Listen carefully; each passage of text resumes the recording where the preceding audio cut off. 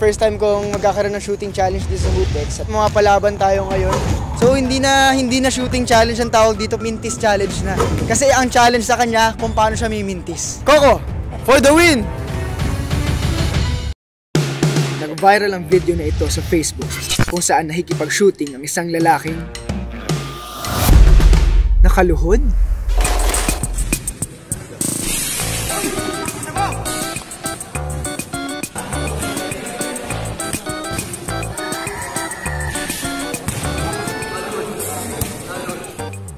Ang malupit dito, kada bitaw nito sa tres, may magic yan, may magic.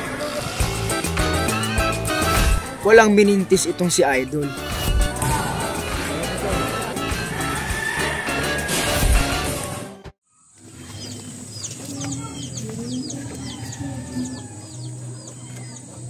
Dito sa Project 8, Quezon City.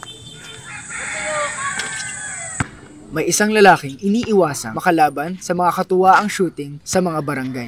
Ay, si Coco, lahat talaga lumalaban dyan. Malakas na talaga yan. 100% shooter yung pamangking ko. Hindi natatalo yan. Talagang palaban talaga. Naubos nga pera ko dyan.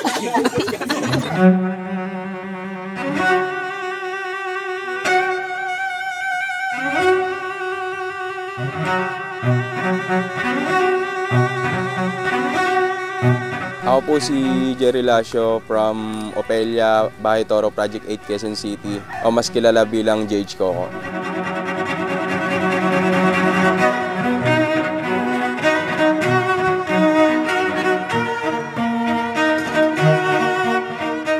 Maraming beses na po kasing nangyari na hindi na po ako nilalabanan kaya namimigay na lang po ako ng partida. Kaya yung partida ko po, nakaload na lang po ako kung tumira.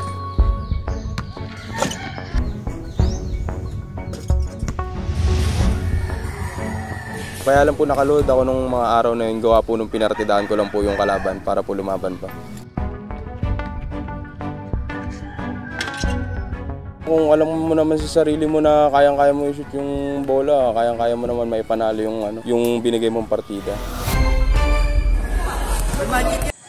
Ito po yung work na pinagpa-practicean ko. Simula bata dito na po ako naglalaro.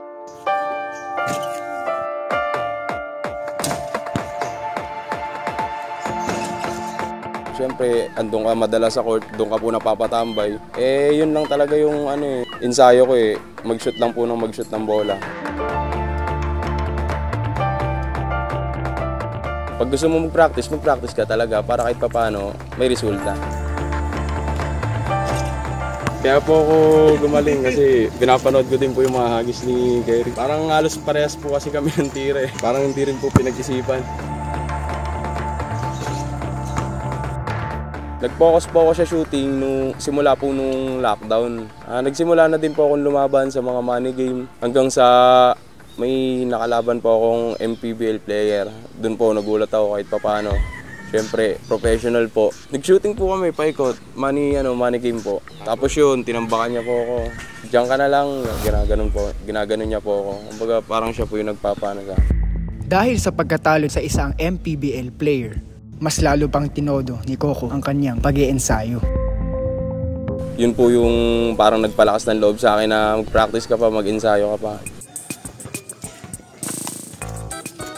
Tara, shooting tayo! Marami perahan dito. Kami nga naghahanap ng pera dito, kami pang peperahan mo. Pamerienda lang. Kami naman nawalan ng pangmerienda. Tara, 50 lang. Tara, kahit partida, nakaluhod. Gagawin mo lang kami pala bigasan dito. Ayun, may umamo kay Coco. Ayun po yung problema kaya dumadayo na lang po ako sa iba't ibang lugar Ayaw na kasi ang labaran ng taga dito sa amin. Nagbigay yung UPEX ng 1,000 kung sino yung manalo, sa kanya na to. Tara! Tara, game! 1,000 pala So magiging laban namin, paunahan kami maka-10 shoot. Kung sino yung unang maka-10, siya yung panalo. Unahan mo na.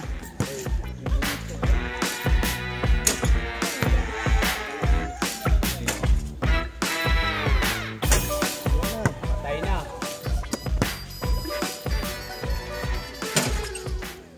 Ano perfect ito bago? Baka ako ma-interview na ito.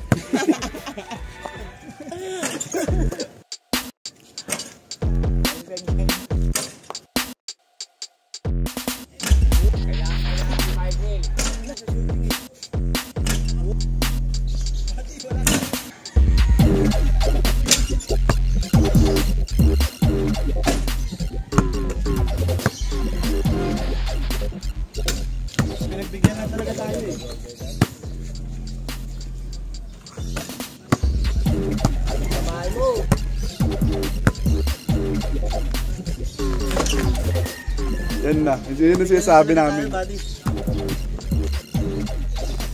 Yan ang kinakatakot namin.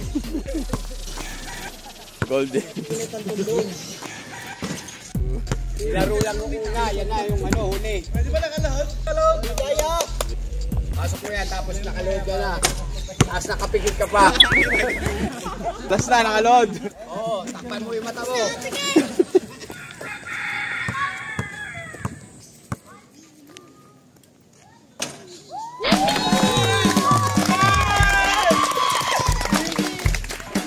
Init. Doon po kasi ako madalas kumikita ng pera. Nalaman ko na mas malaki po pala kinikita sa shooting, mag-ensayo ka lang, galingan mo lang. Yun na lang po yung tinarget ko na maging hanap buhay. Dati po, nagre-repack lang ako ng mga styro. Sa 1 week, kumikita ako ng 2-4. Hanggang sa napansin ko po, pag tinatawag po ako, pag may kalaban sa shooting, tas nanalo, kumikita po ako ng 3K to 5K. Isang ano lang po, isang laban lang po. Pero nahasa daw talaga ang kanyang shooting dahil sa ilang taong pagdadayo-dayo nito sa iba't ibang lugar para kalabanin ang matitinik na mga shooter. Yung iba't ibang mga legend sa shooting, nakakalaban ko na din po. Nandiyan po sila Tatay Dong, sila Tatay Jun. Halos po lahat ng mga legendary na mga mag-shooting po is nakalabang ko. Halos lahat matitibay po talaga. Yun po yung nag-ano sa akin, yun po yung nag-udyo ko sa akin para galingan ko pa.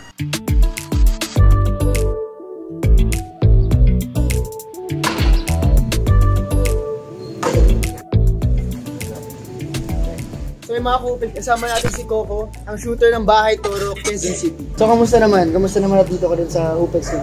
Ayos lang po. Sana po makasubok.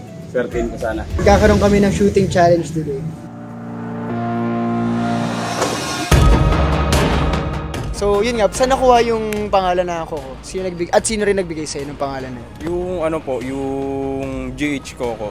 Yung Coco po talaga nickname ko. Tapos bali yung GH po, dinugtong ko na lang po yun. Ang meaning po ng GH is Golden Nuns. Kumbaga parang naisip ko lang, parang ganun. Kaya yun na lang po yung ginawa kong pangalan. So ano yung pinaka-sikreto mo para maging sobrang shooter? Yung pinakasikreto po talaga dun is focus lang po talaga sa ring. Tapos focus lang rin po talaga dapat yung pulso mo. Naka-stable lang din po talaga dapat. So yung magkano na yung pinakamalaking pot money na or kahit pustahan na nalaruan mo sa shooting? Ano po, nung nakaraan galing po kami ng probinsya, ang pusta po nun is 66K yung pot money po na napaglaruan ko. So ito makikita natin yung sikat na luhod na tira ni Coco. Makita mo mga kami ito. Prayer siya. Ito naman natin yung unang try pa lang. Tignan natin ko yun ang competitive ang kaya yung mga kupis, gano'ng kalakas yung pulso niya kahit nakaluhod.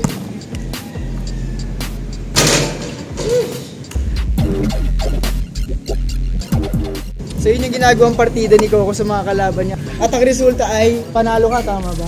Grabe naman yung shooting talaga. Nakakachamba. Siyempre, hindi tayo magpapatalo. I-try natin yan. Ano ba ito ko? Para bang paturo mo naman ako ng technique para ako ma-show. So wala. Yun, nakikita na mga technique lang.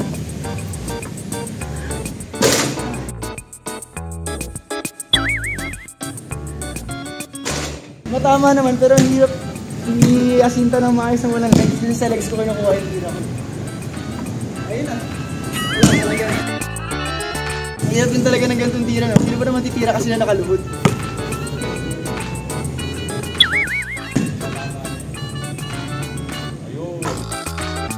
Hindi rin talaga biro yung nakaluhod. Tsaka nakakangalay siya. Sakit sa tuhod pag naka-ano ka na matagal. Malakas naman yung braso ko tsaka yung pulso ko. Okay naman yung tira ko. Pero hindi ko superpowers lang talaga ito siya. So yung mga kupit, isa pang challenge ay half-court shot. Kahit alam naman natin na hindi challenge to kay Coco. Dahil ito rin ang signature shot ni Coco sa half-court. So sanay siya sa mga doon to kala yung mga tira. Paunahan lang kami makashoot ni Coco.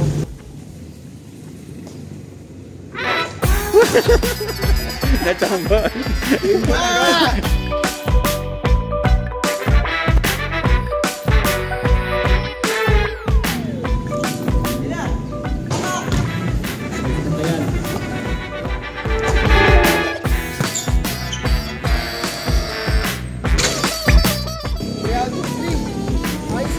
isa lang, chamba pa eh.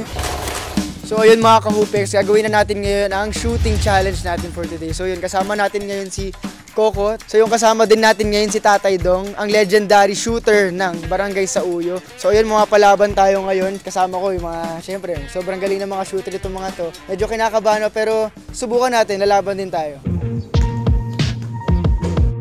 At tulad ni Coco, isang batikang shooter din itong si Tatay Dong. Ako nga po pala si Dong Rual, aka Tatay Dong, legend shooter ng Sauyo. Ako po ay 52 years old na. Dati rin po ako varsity player ng mga school, naging company player din po ako. Ang passion ko po talaga is maglaro ng basketball at shooting. Hanggang sa one time, narinig ko yung pangalan ni Coco. Magaling daw. Na-challenge ako, sabi ko baka kaya kong talunin. Nag-practice po ako, tas pinuntahan ko po si Coco, Jerry Lacio. Unang sabak namin, latang-lata ako dahil sa tibay nung kalabang ko. 4 na oras kami naglaban, tas napanalunan ko lang sa kanya 200. Mga 3 times yata kami naglaban, tas napagkasundaan na lang namin na maging magkaibigan na lang kami. Doon na po nag-umpisa yung namin, yung tandem namin, dumadayo na kami. So yun, explain ko lang yung mechanics. Magkakaroon tayo ng 25 shots. 5 shots per angle. Siyempre dito tayo sa corner, sa wing, sa top. And then kung sino yung pinakamaraming makes, yun yung panalo. Ang magwawagi, mag-uuwi ng 5,000 pesos. Okay, so ang first contestant natin na titira ay si Coco. Si Golden Hands, na may hawak na golden ball. First shot, pasok. Second shot. So yun nga guys, 5 shots tayo per spot. Second shot, pasok. Parang ayoko nang lumaro. Third shot, sa wakas, nagmintis din siya. Si Coco. 2 out of 3. 3 out of 4. Isa pa lang ang mintis niya dito sa corner spot. 4 out of 5. Isa pa lang ang mintis niya, parang ayoko nang lumaro. So ngayon nagigets ko na kung bakit sinasabi ayaw daw siya laruin sa kanila. Shumut ulit. First shot sa corner, sa wing, shumut. Second shot, 2 out of 2. Third shot, 2 out of 3. Tingnan natin kung isa lang ulit ang mintis na dito sa spot ng wing. Dalawa, 2 out of 4. And then next, 3 out of 5. So, halfway there, 3 pa lang ang mintis niya so far.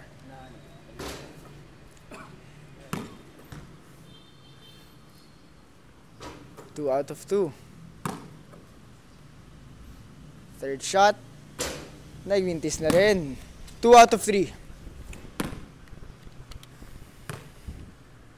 Next shot, 2 out of 4. Naku, mukhang may pag-asa pa ako. Charot. Naku, 2 out of 5. So, ang next contestant pala natin dito ay walang iba kundi si Eddie. Sino si Eddie? Eddie ako. 1 out of 1. 2 out of 2. Dito sa corner, sa wing spot. 2 out of 3. Fourth shot, pasok. Last shot dito sa wing spot, nagmintis si Golden Hands. So 3 out of 5. First shot, pasok dito sa corner spot at last spot natin. So kanina medyo pa ako chill lang ako, pero ngayon parang tingin ko kailangan ko ng galingan. Pasok na naman. So last 2 shots tayo. Tama ba? Last 2 shots?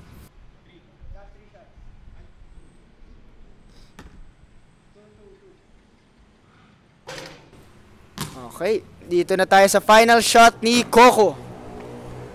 Coco! For the win! Pagang! Pasok yan para kay Coco. Mahirap din mga pa. Napakapalan talaga sa una. Sa lagay na yun, Coco, kinapa mo pa yun. Parang sa isang spot, isa o dalawa lang yata yung mintis mo eh. Oo nga po eh. So ang score ni Coco dito sa shoot around natin ay 15. Wala na akong expectation. Siyempre mga kasama ko, mga legendary shooter ito. Pero siyempre karangalan din para sa akin na makasabayan ko sila sa shooting. Syempre, iba kailangan pa magbayad o pumusta ako, di ba? Makakaligo tayo na shoot. Okay, tapos na.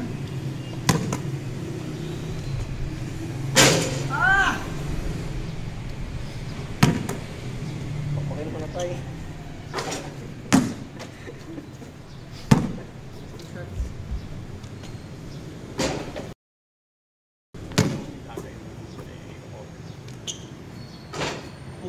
Okay, 2 out of 3 lang.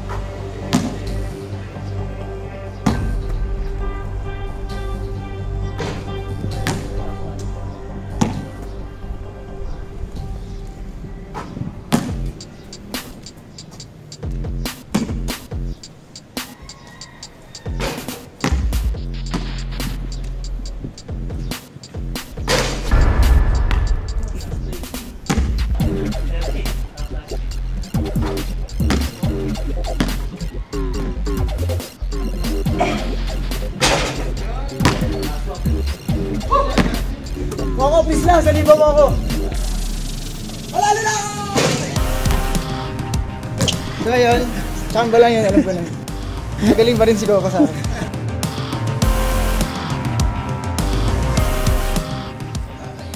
Tatay Dong. So next contestant natin ay si Tatay Dong. Legendary shooter. First shot, pasok. Okay, so recap, ang score ni Coco ay 15. Score ni Luke Valte ay 16 at si Tatay Dong ay tumitira-tira pa. 3 out of 3, grabe. Parang uwi na kami ah. Wow! 4 out of 4. So hindi na shooting challenge ang tawag dito para kay Tatay Dong. Ang tawag dito sa kanya ay mintis challenge na. Kasi ang challenge sa kanya kung paano siya mimintis. So, ang tawag dito ay mintis challenge na. Kitang-kita mo naman, di ba? Yun pala ang pinakaunang mintis niya kanina pa. So, mintis challenge to. 6 7 Lamig, kahit mainit ang panahon. Last one.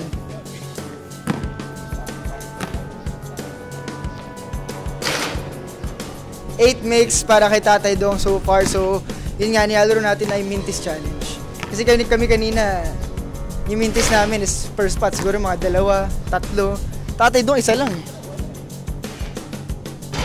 8. So, 8 makes na si Tatay Dong so far dito sa middle spot natin. So, last 2 shots siya dito sa gitna. So, makikita natin na tao din naman pala talaga si Tatay Dong. Nagmimintis din siya. So ayun, 9 makes na siya so far. So meron pa siyang 10 shots.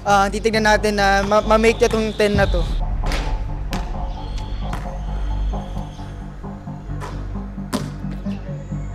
So total of 11 shots na ngayon na make si Tatay Dong. 12 na siya. Kailangan na lang niya ng 4 para manalo. 13 na siya.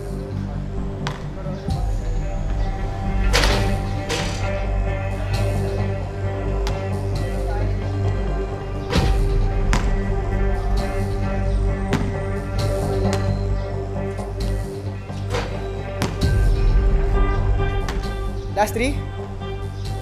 Yes! Last 2 shots para kay Tatay Dong. Focus dito si Tatay Dong. 16. Tayo na kami ni Tatay Dong. For the win! So nanalo ngayon sa araw na to ay si Tatay Dong. Kitang-kita nyo naman guys, sobrang magkakalapit na score namin. Kung gusto nyo ng part 2, joke lang. So yun, ang score ni Coco ay 15, ang score ko ay 16, at ang score ni Tatay Dong ay 17. So tigi-isa lang yung lamang. Tatay Dong, congratulations at nanalo ka ng 5,000 pesos. Maraming salamat po. Tumali mo Tatay Dong, yung 5,000 na yun, maging 50,000 kapag nilaban nyo dun sa mga laro-laro nyo sa labas. No? Pwede rin, hindi naman malabo mangyari yan eh. Isang karangalan para sa akin ang makalaban ang dalawang batikang shooters na ito. Kung gusto niyo ng part 2, 'di ba? Bakit hindi? Kung mas maraming contestants, mas masaya, 'di ba? At malay niyo isa kayo sa magiging part ng contest natin dito. So mag-comment kayo diyan kung may kumpiyansa kayo sa tira niyo, ipakita niyo sa amin yung video diyan sa comment section down below. At kung meron kayo mga kakilala mga legendary shooter din diyan, ipakilala niyo sa amin diyan, i-comment niyo lang o i-message niyo kami. So yun, Tatay Dong, congratulations. Expected naman na isa sa talaga sa inyo ang mananalo dito. At syempre congrats pa rin sa iyo, Coco. Salamat sa pagpunta at salamat sa pag-participate dito sa ating shooting challenge. Actually, talagang ganyan lang yung labanan pag shooting talaga. Minsan dadating yung maganda yung ng pulso mo. Kaya madalang ka sa mag-mistis. Pero dito wala ko lang sit eh. Nagsisilaw ako sa araw. So yun, Tatay Dong, dun ba sa pakiramdam mo sa tira mo kanina, maganda ba yung pakiramdam mo at okay ba yung tira mo? Actually, nung una, hindi ko maano yung bola kasi madulas. Kaya sabi ko, dadaanin na lang natin, babasahin ko na lang yung kamay ko para kumapit. Effective naman yung nangyari. Medyo gumanda yung mga dating ng bola. Yan yung technique ng mga shooter guys. So kung hindi kayo makashoot, basahin nyo na lang yung bola. Ilan lang ang storya ni na Golden Hand, Coco at Tatay Dong ang nakapagbigay sa atin ng saya at inspirasyon. At nagpatunay na karamihan sa ating mga Pinoy, ball is life. Paano nabago ng basketball yung buhay mo? Para sa akin po, yung basketball, laking pasalamat ko po dyan. Kasi kung di dahil po dyan, yung mga ko po ngayon, mga sinusuot ko, mga hindi ko po mabibili. Tsaka passion na din po. Yung Coco po dati, tsaka Coco ngayon is ibang-iba na po. Yung Coco dati na minumura-mura lang, minamaliit. Ngayon no, kahit papano, is nakikilala na nila. Para kay Tatay Dong, basketball ang naging lunas sa kanyang malubhang sakit. Sa kagandahan naman ng lumakas yung pangangatawan ko dahil dun sa kasi shooting. Nakarating na kami ng mga probinsya, napunta na kami ng Binangonan, ng Rizal, ng Cainta, ng Quezon, Zambales. Saan na po kami nakarating. Ayun po, ngayon hanggang sa kasalukuyan po, ini-enjoy ko na yung pag-shooting ko. So yun, Coco, meron ka bang gustong i-promote or meron ka bang gusto i-shoutout dyan at pasalamatan? Papalo na lang po ng GH Coco Vlog. Sa mga gusto po lumaban ng shooting, yung wala pong oras, message na lang po kayo sa page ng GH Coco Vlog. Shoutout ako sa mga taga sa Uyo, yung mga nagnanais dyan na sumunod sa aking yapak dyan. Umpisahan nyo na. Balang araw, isa kayo sa mga shooter ng Pinas.